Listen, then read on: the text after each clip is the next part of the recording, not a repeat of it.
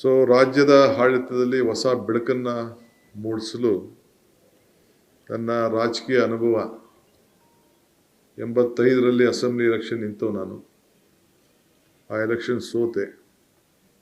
ಜಿಲ್ಲಾ ಪಂಚಾಯತಿ ಮೆಂಬರ್ ಆದೆ, assembly member ಆದ ನಾನು ಪರಮೇಶ್ವರ್ ಅವರೆಲ್ಲ ಒಟ್ಟಿಗೆ 89ರಲ್ಲಿ ಆದವು.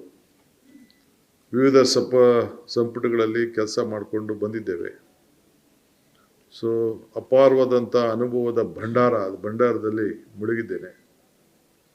ಕಷ್ಟ ನೋಡಿದ್ದೇನೆ, ಸುಖ ನೋಡಿದ್ದೇನೆ, ಚಿಕ್ಕ ವಯಸ್ಸಿನಲ್ಲಿ ಅಧಿಕಾರ ನೋಡಿದ್ದೇನೆ, ಅನೇಕ ರಾಜಕೀಯ ತಂತ್ರಗಳು ಕೂಡ ಆ ಬಲೆಗೆ ಕೂಡ ಬಿದ್ದಿದ್ದೇನೆ. ತಿಹಾರ್ ಜೈಲಿಗೆ ಕೂಡ ಹೋಗಿ ಬರಬೇಕಾದಂಥ ಒಂದು ಪರಿಸ್ಥಿತಿ ಬಂತು. ಆದರೆ ಯಾವತ್ತೂ ಕೂಡ ನನ್ನ ಎದೆ ಕುದ್ದಲಿಲ್ಲ, ಆತ್ಮವಿಶ್ವಾಸ ಇತ್ತು. I lived on hope.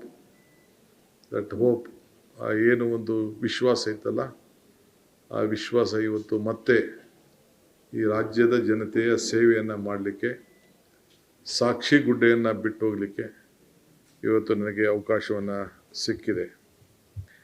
ಈ CM ಕುರ್ಚಿ ಇದು ನಂದಲ್ಲ, ನಾಡಿನ ಜನರದಿದು.